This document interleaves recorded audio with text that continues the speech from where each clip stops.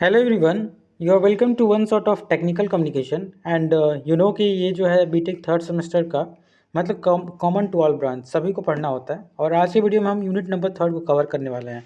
तो सबसे पहले आपको हम बता देते हैं कि यूनिट नंबर थर्ड में पढ़ने क्या वाले हैं। यूनिट नंबर थर्ड जो है थोड़ा छोटा है, इतना बड़ा नहीं है, देख सकते हैं सिलेबस आपका छोटा है, लेकिन हाँ ये कह सकते हैं कि देखिए जो भी हम आपको कंटेंट देते हैं, मतलब मेरा मानना है कि कंटेंट आपको ऐसा हमें देना है कि जो बिल्कुल पॉइंट वाइज हो। जितना भी हमने यूनिट अभी तक कवर किया है उसमें मेनली हमने बताया है कि ये एक थ्योरेटिकल आपका सब्जेक्ट है। और इस थ्योरेटिकल सब्जेक्ट में अगर आप मतलब इसमें टॉपिक वाइज नहीं लिखेंगे, अगर जहाँ आपने पैराग्राफ वाइज लिखा तो आपका नंबर बिल्कुल मतलब अगर आप सही भी लिखोगे तो आपका नंबर बहुत ही कम आएगा। तो बिल्कुल प्रिसाइज वे में देख सकते हैं, बिल्कुल पॉइंट टू पॉइंट हमने बिल्कुल मतलब जिस वे में आपको अपने एग्ज़ाम में लिखना है, रिप्रेजेंट करना है, उस वे में हमने पीपीटी रेडी किया है। और आप अगर इस पीपीटी से पढ़ते हैं, इस पीपीटी को सबसे पहले मैं आपको बता दूं कि आप टेलीग्राम ज्वाइन करिए और ये आपको पीपीटी मिल जाएगा। तो इस चैप्टर में जो भी हमने आपको बताया है, ये चैप्टर छोटा है लेकिन हाँ इसको समझना पड़ेगा, क्योंकि जब आप आगे रिसर्च करेंगे देन थीसिस क्या होता है, रिपोर्ट क्या होता है, मतलब इसमें हम पढ़ने वाले हैं यही चीज़ जो कि आपके मतलब आगे आने वाले दिनों में बहुत ही आपको हेल्प मिलने वाला है अगर आप इस चैप्टर को बहुत ही अच्छे से पढ़ते हैं तो सबसे पहले मैं आपको बता दूं कि इस चैप्टर में हमें थीसिस पढ़ना है। थीसिस क्या होता है अभी आप पढ़ेंगे। फिर प्रोजेक्ट रिपोर्ट क्या होता है, मतलब प्रोजेक्ट रिपोर्ट राइटिंग कैसे हम लिखते हैं। टेक्निकल प्रपोजल राइटिंग क्या होता है, how to pitch our idea, process preparation and structure क्या होता है, element of speech delivery, passion and poise, illustration. तो ये बहुत ही छोटा टॉपिक है, लेकिन ये ऐसा मैं बार बार कह रहा हूँ, ऐसा यूनिट है कि अगर आप थोड़ा सा भी इसको अच्छे से नहीं पढ़ेंगे तो समझ में नहीं आएगा। चलिए हम स्टार्ट करते हैं फर्स्ट यूनिट को। फर्स्ट यूनिट सबसे पहले हमें थीसिस पढ़ना है। थीसिस होता क्या है, तो देखिए थीसिस का डिफिनीशन सबसे पहले हम पढ़ते हैं, उसके बाद आपको हम समझाने की कोशिश करते हैं। The thesis refer to the formal written document. देखिए एक फॉर्मल रिटन डॉक्यूमेंट है that present the research and finding on the particular topic. देखिए जो भी एमटेक करते हैं, आप जानते होंगे, आप बीटेक कर रहे हैं तो बेसिकली हो सकता है कि बहुत से स्टूडेंट एमटेक करते हैं। तो जब आप एमटेक करोगे तो आपको थीसिस लिखना पड़ता है। Thesis refer to the formal written document that present research, किस फील्ड पे रिसर्च कर रहे हो, finding on the particular topic. तो वहाँ पे आप थीसिस जितने पेजेस का हो, मतलब ये आप पे डिपेंड करता है कि आप कितने पेजेस लिखते हैं, लेकिन आप मोर देन 2-3 पेजेस ही थीसिस हमारा होता है। It's play a crucial role in academic and scholar writing. मतलब ये जो होता है मेनली हम एकेडमिक एंड स्कूलरी राइटिंग में हम इसका यूज करते हैं, जो हमारा थीसिस होता है। तीसरा पॉइंट, थीसिस कंसर्न प्रॉब्लम और सीरीज ऑफ मतलब जो प्रॉब्लम होता है और जो series of problem in a particular idea of research, जितने भी हम प्रॉब्लम क्या फेस कर रहे हैं सब चीज़ हम थीसिस में लिखते हैं। जैसे कि describe what was know about previously, मतलब हम जिस रिसर्च पे काम कर रहे हैं। देखो ये थोड़ा सा ना, ये आपका कम्युनिकेशन स्किल का ऐसा ये यूनिट है जो कि थोड़ा सा मतलब कॉम्प्लिकेटेड है, इसको समझना पड़ेगा। ये थ्योरेटिकल है और कंसेप्चुअल थोड़ा है, तो इसे समझिए। यही मैं बताने की कोशिश कर रहा हूँ कि जो आप रिसर्च कर रहे हो तो थीसिस आपको क्या डिस्क्राइब करता है, describe about what you know previously and what process made current in the, मतलब जो आपका करेंट में क्या चल रहा है सब चीज़ जो है थीसिस में हम लिखते हैं। आगे हम पढ़ेंगे तो बहुत ही अच्छे से समझ में आएगा कि थीसिस क्या होता है। थीसिस के बाद हम मतलब थीसिस कैसे लिखते हैं आप देख सकते हैं। थीसिस उसके बाद रिपोर्ट राइटिंग आएगा, दोनों में डिफरेंस देखेंगे तब थोड़ा अच्छे से क्लियर होगा। तो देखिए आगे देखते हैं जो बेसिक कंपोनेंट होता है ना हमारा, जैसे हमने पढ़ा थीसिस, थीसिस का इंपॉर्टेंट क्या है, तो इंपॉर्टेंस वही है कि it provide a clear focus direction of the writer in research. मतलब हम राइटर जो हम जैसे हम ही एमटेक करेंगे तो हम राइटर हुए, हम थीसिस लिखेंगे तो ये क्लियरली फोकस होता है in the direction of writer research writing. It help organize content structure of the work ensuring coherence and logical flow. किस लॉजिकल फ्लो में हम अपना रिसर्च थीसिस लिख रहे हैं, ये बहुत ही इंपॉर्टेंट रोल प्ले करता है। और it's establish foundation of presenting evidence and reasoning to the support writer claims. मतलब जो भी चीज़ लिखते हैं वो बिल्कुल एक प्रेजेंट एविडेंस वे में, मतलब हमारा जो होता है ये हमारा जो थीसिस है हम उसको प्रेजेंट करते हैं। आगे इसका जो मतलब जो हमारा बेसिक कंपोनेंट ऑफ मतलब जो थीसिस होता है उसको कैसे लिखते हैं। सबसे पहले हमारा टाइटल पेज होता है, सबसे फर्स्ट पेज पे हमारा टाइटल होता है। In the front of the thesis page it's detail simple, मतलब हम किस चीज़ पे लिख रहे हैं टाइटल, जैसे टाइटल के बारे में जाते हैं उसको इंट्रोडक्शन लिखते हैं। जैसे मान के चलो आप किसी प्रोजेक्ट पे काम कर रहे हो, कोई मतलब सपोज आप इलेक्ट्रिकल इंजीनियर हो तो आप मान के चलो कोई पावर प्लांट के प्रोजेक्ट पे काम कर रहे हो, सबसे पहले उसका टाइटल लिखोगे, किस पावर प्लांट है, वाइंड पावर प्लांट है या थर्मल पावर प्लांट है, किस पावर प्लांट है। उसके बाद इंट्रोडक्शन दोगे, जो भी आप जिस पे आप थीसिस लिख रहे हो। उसका लेक्चर जो रिव्यू है, काइंड ऑफ रेफरेंस मटेरियल, जो भी है पास्ट एक्सपीरियंस जो भी है उसका लेक्चर रिव्यू लिखोगे। फिर रिसर्च मेथोडोलॉजी लिखोगे कि आपने कहाँ कहाँ से मतलब ये जो आप discuss the methodology and procedure adopted in the present research work, अभी तक जो आपका प्रेजेंट में जो रिसर्च चल रहा है उस पर कौन कौन सा रिसर्च मेथोलॉजी मेथड्स आपने यूज किया उसको लिखोगे। फिर डेटा एनालिसिस, आपने क्या मतलब जितने भी आपने प्रोजेक्ट किया उसमें क्या क्या डेटा एनालिसिस किया वो लिखोगे। फिर डिस्कशन एंड लास्ट में आपका कंक्लूजन लिखोगे। तो इस वे से जब आपके एग्जाम में आता है व्हाट इज थेसिस, तो आप सबसे पहले डिफिनीशन लिखोगे, मतलब हमने 4 चीज़ पॉइंट दिया, 4 में 2 ही लिखोगे, इट्स इनफ। एंड उसके बाद इंपॉर्टेंस लिखोगे, what is importance, and then basic component of मतलब जो आपका थीसिस है वो लिख लो। ये 7 नंबर कंप्लीट। उसके बाद रिपोर्ट राइटिंग सेकंड टॉपिक आता है। Report writing involve the creating structure and document present information on the specific topics issue project clear and organize manner. मतलब ये जो होता है ना रिपोर्ट राइटिंग थीसिस से इस तरह से डिफरेंस होता है कि ये जो होता है creating structure document present information on the specific जो आपका टॉपिक होता है, जो project in a clear organize manner में होता है, ये ऑर्गेनाइज मैनर में होता है। It often use in professional academic and research setting, मतलब convey finding analysis and recommendation. देखिए वो केवल स्कॉलरी और हमारे इंस्टीट्यूट लेवल पे हम केवल थीसिस लिखते हैं, लेकिन इसको जो है हम professional academic and research field में भी हम रिपोर्ट राइटिंग लिख सकते हैं। अब रिपोर्ट राइटिंग जो होता है इसके कुछ मतलब जो ऑब्जेक्टिव हैं, ऑब्जेक्टिव ऑफ रिपोर्ट राइटिंग क्या है? प्रेजेंट इन्फॉर्मेशन क्लियरली, मतलब जो भी हम इंफॉर्मेशन मतलब लिखते हैं, जो भी हम रिपोर्ट बनाते हैं किसी भी चीज़ के बारे में, वो बिल्कुल क्लियर एंड कंसाइज होना चाहिए। इन द मैनर ऑफ जो लिखा है अंडरस्टैंडिंग, मतलब जो रीडर है, अगर रिपोर्ट आप बना रहे हो तो रीडर जो भी रीड करे वो बहुत ही आसानी से रीड करे, कम्प्लेक्स नहीं होना चाहिए। डिसीजन मेकिंग होना चाहिए हमारा ऑब्जेक्टिव, जो bye presenting the analysis recommendation, जो रिपोर्ट हम बना रहे हैं जैसे स्टेक होल्डर, जो भी किसी कंपनी का ही आप रिपोर्ट तैयार करो तो रिपोर्ट ऐसा तैयार करो कि रिपोर्ट को पढ़ना जो पढ़े वो बिल्कुल आसानी से उसे समझ सके। कम्युनिकेट कम्युनिकेट रिजल्ट, मतलब यही है कि जो हम रिसर्च या जो प्रोजेक्ट पे हम यहाँ पे रिपोर्ट राइटिंग लिख रहे हैं वो स्पेसिफिक ऑडियंस जैसे मैनेजमेंट क्लाइंट, मतलब ये रिसर्च पेपर ऐसा होना चाहिए कि यहाँ पे आप देख सकते हो कि ये बिल्कुल ऐसा होना चाहिए कोई भी इस पर आसानी से कम्युनिकेट कर सके, समझ सके, समझा सके। तो ऐसे हमारे रिपोर्ट राइटिंग के ऑब्जेक्टिव होने चाहिए। आप देख सकते हैं सब कुछ हमने बिल्कुल आपको इतने अच्छे वे में दिया कि आपको समझ में आए, आपको मतलब एक इंटरेस्ट बने, यस हमें मतलब कैसे समझना है, क्योंकि ये एक ऐसा सब्जेक्ट है, मतलब ऐसा सब्जेक्ट नहीं, सब्जेक्ट तो अच्छा है, ये ऐसा थर्ड यूनिट है, थोड़ा बोरिंग फील होता है। देखिए ये हमारा थेसिस और रिपोर्ट राइटिंग क्या अंतर होता है। जो हमारा थेसिस होता है वो क्या करता है, पर्पस टू कन्विंस, हमारा जो होता है हम रिपोर्ट जो थेसिस लिखते हैं वो जिस पे हम रिसर्च कर रहे हैं उसको कन्विंस करने के लिए लिखते हैं। ये हमारा प्रपोज जो हमारा रिपोर्ट राइटिंग होता है टू इन्फॉर्म, ये क्वेश्चन बेस्ड होता है, ये टॉपिक बेस्ड होता है हमारा report writing. It's clear argue, मतलब जो आर्गेबल होता है ये थेसिस हमारा होता है, ये हैज़ अ क्लियर, ये जनरल डिस्कशन होता है हमारा report. You use this data idea evidence support your position, and ये जो है समराइज इन्फॉर्मेशन गैदर, जो भी हमारा गैदर रिंग करते हैं वो समराइज इन्फॉर्मेशन होता है। एनालाइज एंड जो इंटर इंटरप्रेट इन्फॉर्मेशन इसमें होता है, और ये present analysis and interpret of क्या लिखा है अदर्स, मतलब ये अदर्स जो भी जिसका भी होता है आइडिया वो हम मतलब प्रेजेंट करते हैं, एनालिसिस करते हैं। और ये जो होता है मतलब जितना भी है पॉइंट आप जरूर एक बार देख लीजिएगा, एंड ये डिफरेंस भी आता है, आप डिफरेंस को देख लीजिएगा।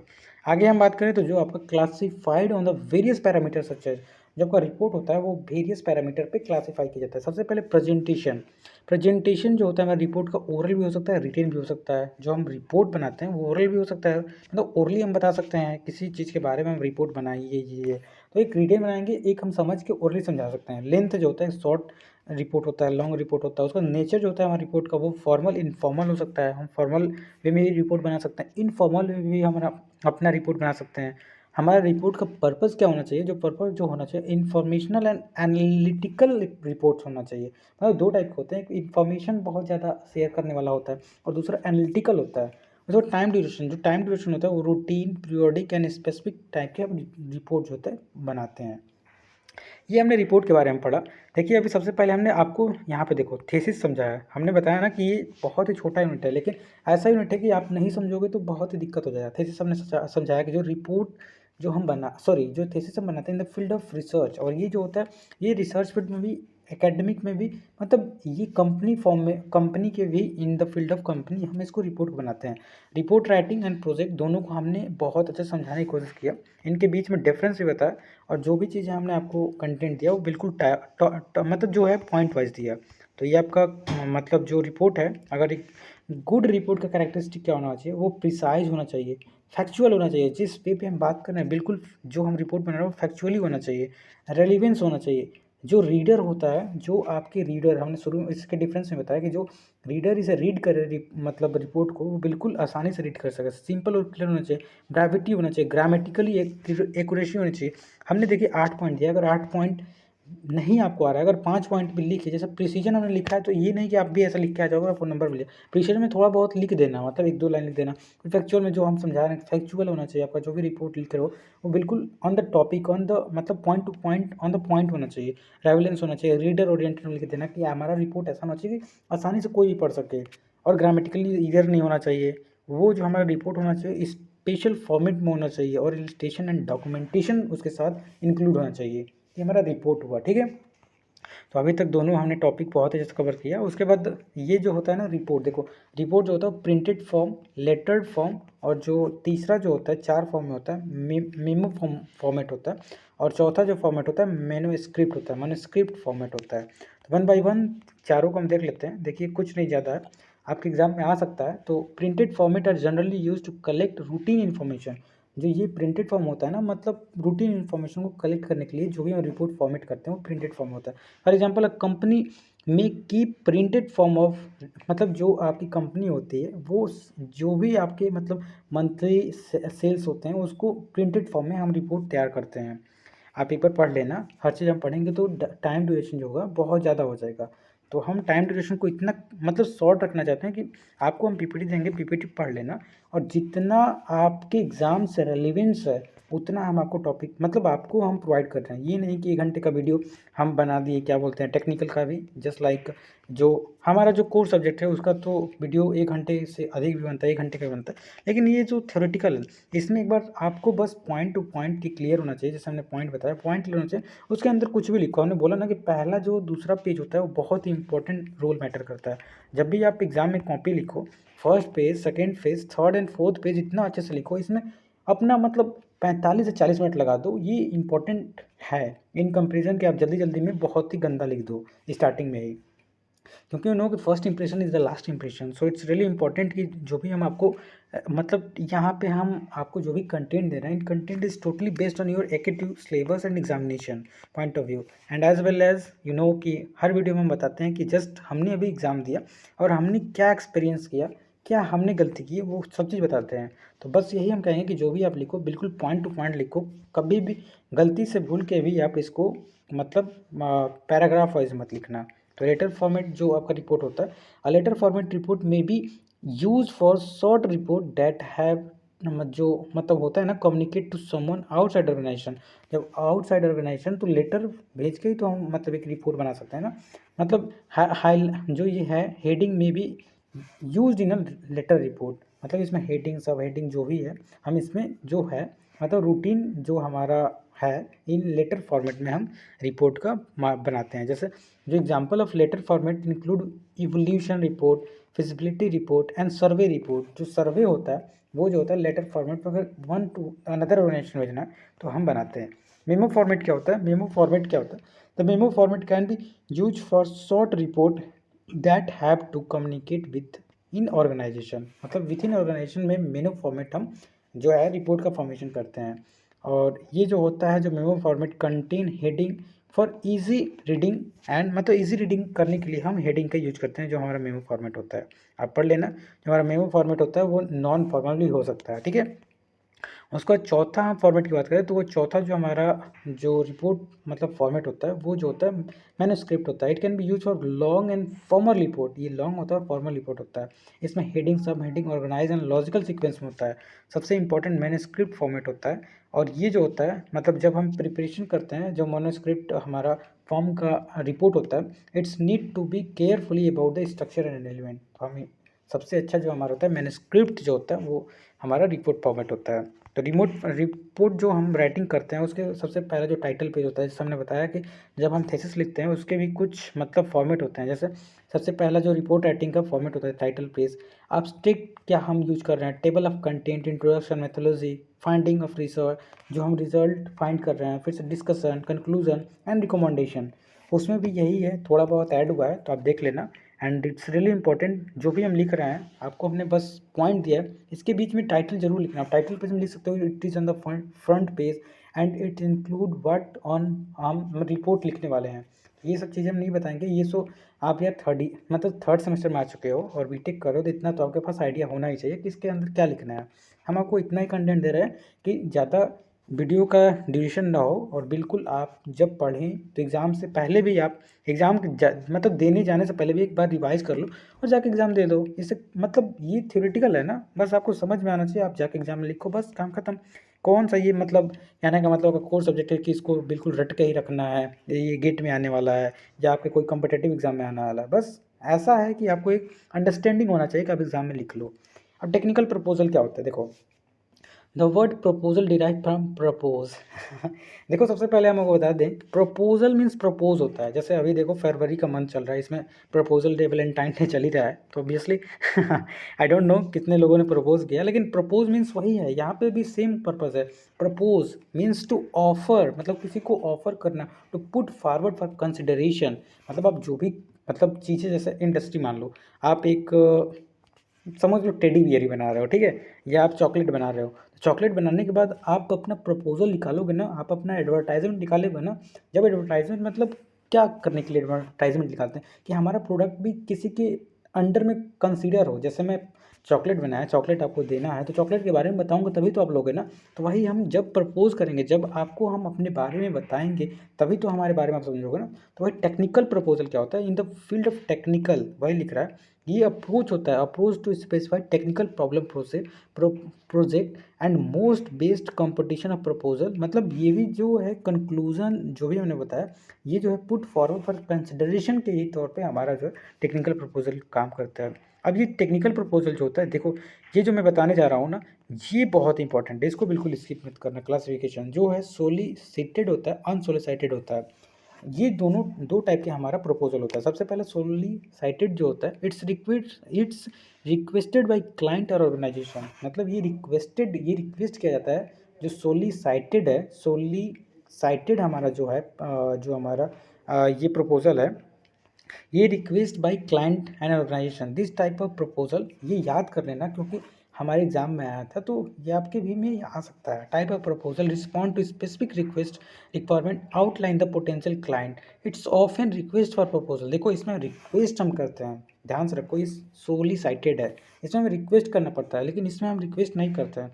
इनिटेटेड, यहाँ पे लिखा है ना, initiated by the proposal without formal request, इसमें कोई रिक्वेस्ट नहीं करना पड़ता है। और फॉर एग्जांपल जैसे देखो, हम अगर सोली साइटेड की हम बात करें तो इसमें एग्जांपल क्या है, a company respond government to request for proposal to develop new.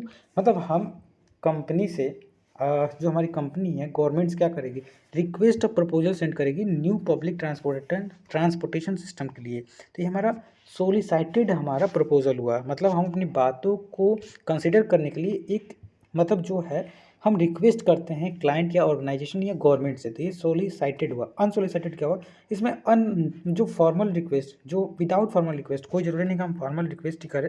तो ये हमारा जैसे example, a tech startup propose novel software solution to the corporation without prior request. मतलब कोई रिक्वेस्ट की नीड नहीं होती, डायरेक्ट हम गए विदाउट, जो है यहाँ पे लिखा है ना, विदाउट फॉर्मल रिक्वेस्ट हम किसी भी कंपनी को अपना प्रोडक्ट दिखाने लगे, तो अनसोलिसाइटेड होता है। यहाँ पे हमने डिफरेंस भी दिया, difference between solicited and unsolicited proposal. Customer ask for proposal, इसमें जो है इसमें आस्क नहीं करते, इसमें पूछता नहीं, मतलब इसमें तो पूछता है, इसमें पूछता नहीं है proposal. They do not have ask even for proposal, ठीक है ना। ये जो सोलिसाइटेड होता है, अगर दूसरा पॉइंट पढ़े, provide you with the description of what the consumer want. मतलब कंज्यूमर क्या चाहता है, इसमें सोलिसाइटेड में बिल्कुल इंक्लूड होता है, लेकिन इसमें जो होता है कुछ भी इंक्लूड नहीं होता, कुछ भी बजट या कुछ भी नहीं होता है। जस्ट इट्स अपोजिट ऑफ मतलब सोलिसाइटेड। सोलिसाइटेड प्रपोजल क्या होता है, अनसोलिसाइटेड क्या होता है, बहुत अच्छे से आपको समझाया। अगर आप समझने की कोशिश करेंगे तो बिल्कुल समझ में आएगा। अब how to pitch an idea, देखो हमारे पास अगर कोई भी आइडिया होता है, अब कैसे पिचिंग करते हैं। जैसे देखो सबसे पहला काम होता है, ये हमारा जो थर्ड यूनिट है ना, ये जस्ट बेस्ड ऑन, मुझे लगता है कि एमटेक के लिए है। जो एमटेक आप करोगे तो जैसे इंटरव्यू होता है या कुछ भी होता है, तो आप अपना आइडिया जो होता है, जैसे इसके पास आइडिया है तो ये समझा रहा है, तो कैसे पिच करोगे, how to pitch your idea. हाँ चलो, आपका आइडिया जैसा हमने एग्जांपल दिया था पावर प्लांट, जैसे मैं ही अभी अपना बात करूँ तो मैं एडवांस प्रेशर पावर प्लांट बना रहा हूँ, इट्स माय प्रोजेक्ट।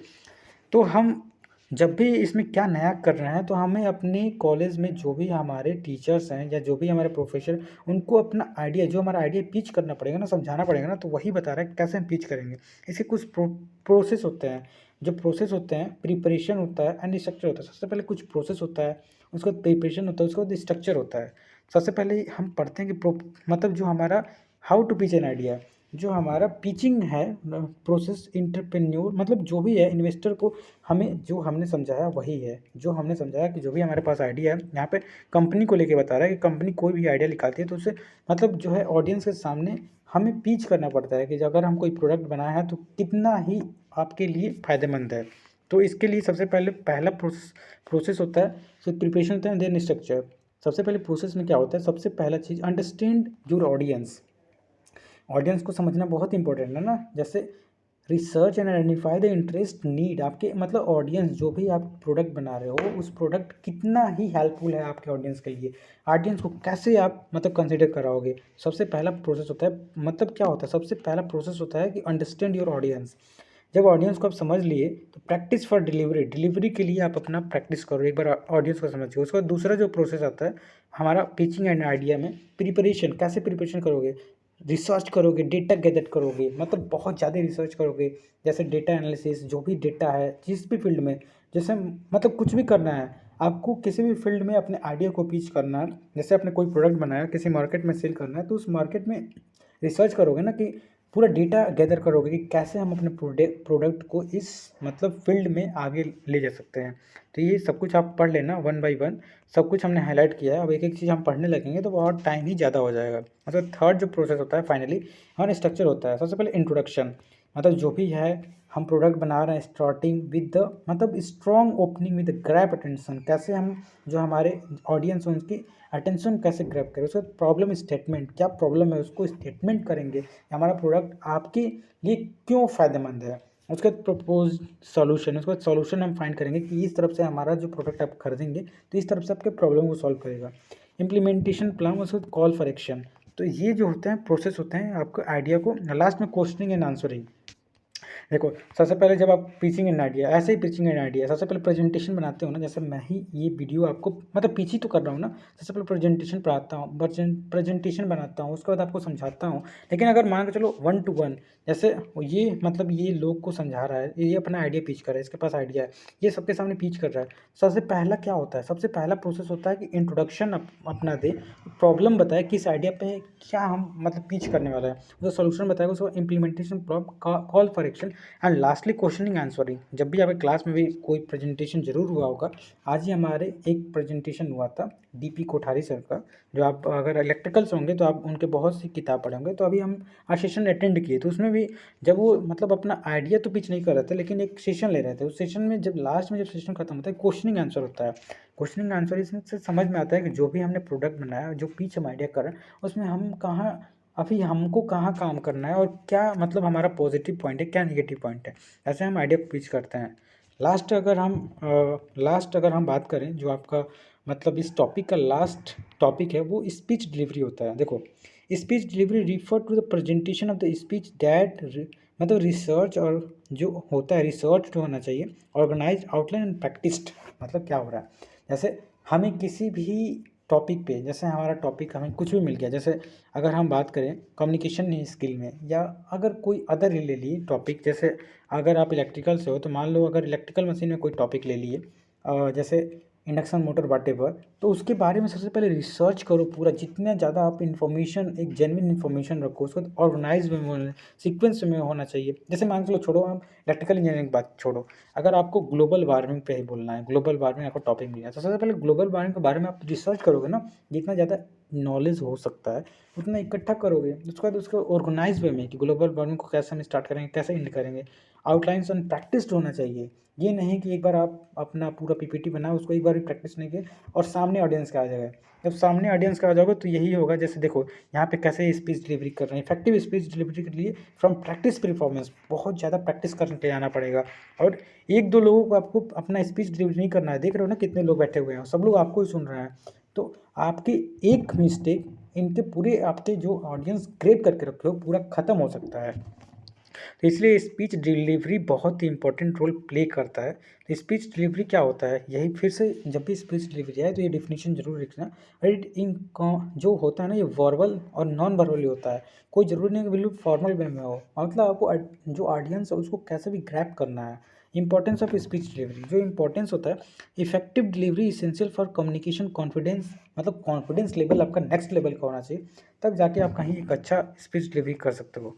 और स्पीच डिलीवरी भी जो होता है ना, वो 3 ही प्रोसेस में होता है। 3 प्रोसेस बहुत ही मैटर करते हैं जो आपके लास्ट टॉपिक में। सबसे पहला जो होता है पैशंस। पैशंस मीन्स क्या होता है? पैशंस जो स्पीकर स्ट्रॉन्ग बिलीव एंड इंथुआज्म, बहुत ज़्यादा उसके अंदर स्ट्रॉन्ग बिलीव होना चाहिए, एक इंथुआज्म, एक positive energy for that topic, जो भी टॉपिक के बारे में पैसन होना चाहिए अगर वो स्पीच डिलीवरी कर रहा है। 3 की बहुत इंपॉर्टेंट होता है। जैसे हमने बोला ना ग्लोबल वार्मिंग, ग्लोबल वार्मिंग के बारे में आपकी मतलब आप ग्लोबल वार्मिंग के बारे में अगर अपना स्पीच डिलीवर करना चाहते हो तो आप बिल्कुल मतलब बिलीव करो कि जो भी बोलोगे बिल्कुल सही बोलोगे। जो भी आपने पीपीटी प्रेजेंटेशन बनाया बहुत ही स्ट्रांगली उसके पर बिलीव रहो। थोड़ा भी आप मतलब अपने आप को हतोत्साहित, मतलब एक सुपरिटी कम्प्लेक्स होता है, एक इन्फीरियरिटी कम्प्लेक्स होता है, दोनों को बैलेंस करके रखो। ये नहीं कि बहुत ज़्यादा उत्साहित हो जाओ, बहुत ज़्यादा नर्वस हो जाओ। तो पैसन जो होना चाहिए ना, passion play very important role while delivering the speech. It's derive from argument, मतलब वही लिखा है कि बहुत ही ज़्यादा आपके अंदर एनर्जी होना चाहिए। तो ये पहला जो है हमारा कि ऑडियंस को आप ग्रैब करके रखें सब। पहला पैसन। पॉइज क्या होता है? पॉइज मीन्स क्या होता है? जैसे कभी कभी हम ही आपको जैसे हम समझा रहे हैं तो ये नहीं कि एकदम एक फ्लो में हम बोलते जाएं। कभी कभी आपके वॉइस को ज़्यादा मतलब तेज़ नहीं, मतलब कभी कभी बहुत शांत होकर बोलना पड़ता है ना। कभी कभी जहाँ हमें फोर्स करना है वहाँ हम बहुत ही पॉइज, मतलब समझ रहे हो ना, पॉइज लेके यहाँ पे लिखा हुआ है। Poise refer to the speaker composure and self confidence during delivery. Poise speak maintain eye contact, मतलब कभी कभी हम शांत होते हैं ना, बोलते हैं कभी कभी टॉपिक, और जब बहुत इंपॉर्टेंट होता है वहाँ बहुत धीरे बोल के थोड़ा बहुत, जैसे फुल स्टॉप आता है ना, फुल स्टॉप क्यों जाता है? थोड़ा सा हम वहाँ पे अपने जो हम बोल रहे हैं वहाँ पे थोड़ा सा साइलेंट होता है, देन हम फिर से अपना नेक्स्ट वही होता है कि वॉइस जो होता है बहुत प्ले इंपॉर्टेंट रोल। जैसे हम लगातार एकदम ऐसा बोलते जाएँ क्या समझ में आएगा? जब हम बोल रहे हैं तो मतलब हमारी वॉइस में टोनिंग होना चाहिए ना, टोनिंग होना चाहिए, कभी अप होना चाहिए। जैसे हमने राइजिंग फॉल, राइजिंग टोन में हमने फर्स्ट यूनिट में पढ़ाया था कि अप एंड डाउन होना चाहिए। तो यहाँ पे पॉजेस भी होना चाहिए, ये नहीं कि पॉजेस ना हो, आई कंटेक्ट ना हो। Eye contact also play very important role. यहाँ पे कंट्रोल इवन व्हेन नर्वस, जब आप नर्वस नहीं फील होना चाहिए, जो भी यहाँ पे हमने बताया वही लिखा हुआ है। लास्ट जो होता है इलस्ट्रेशन। इलस्ट्रेशन इन्वॉल्व एग्जाम्पल, मतलब इलस्ट्रेशन मीन्स क्या? जिस भी टॉपिक पे आप मतलब जैसे ग्लोबल वार्मिंग का ही बता रहे हो तो ग्लोबल वार्मिंग से बहुत जितना कंटेंट, जैसे हम यही समझा रहे हैं तो चार्ट लो, ग्राफ लो, फोटोज़ लो। जैसे हम आपको यही स्पीच डिलीवरी बता रहे हैं, देखो स्पीच डिलीवरी हम बता रहे हैं तो स्पीच डिलीवरी का हमने फोटो लिया ना, क्यों क्यों यहाँ पे हमने फोटो लिया? जो हम यहाँ पे जैसे यहाँ पे आपको प्रोसेस प्रिपरेशन पीछे एन आइडिया, हम फोटो इसलिए लिए हैं जितना ज़्यादा ग्राफ, अगर मान के चलो कोई डेटा हमें लेना होता है, जैसे ये ग्राफ लेके समझा रहा है ना, तो ग्राफ लेके जितना ज़्यादा आप पिक्चर लोगे, जितना एनिमेशन लोगे, उतना ज़्यादा अपने ऑडियंस को ग्रैप करके रखोगे। तो वही जो आपका स्पीच डिलीवरी होता है ना, स्पीच डिलीवरी 3 जो होता है ना, यहाँ पे लिखा हुआ है स्पीच डिलीवरी होता है ना कि 3 एलिमेंट होता है। पहला जो होता है पैशन, कितना पैशनेटेड हो उस टॉपिक को लेके। दूसरा पॉइस बहुत ही मैटर करता है, आप बीच बीच में थोड़ा साइलेंट होके, कहीं फोर्स, कहीं बहुत ज़्यादा मतलब किसी वर्ड पे बहुत ही ज़्यादा मतलब आपको पॉज दे के बोलना पड़ेगा। इलिस्ट्रेशन जो भी मतलब चार्ट, ग्राफ, प्रोटोटाइप, मतलब हर चीज़ को लेके बहुत ही अच्छा एक आपको पहले से ही प्रिपेयर होके आना पड़ेगा। तो लास्टली मैं यही कहूँगा कि अभी तक वीडियो देखा तो बहुत बहुत thank you and don't forget to like, share and subscribe. Thank you.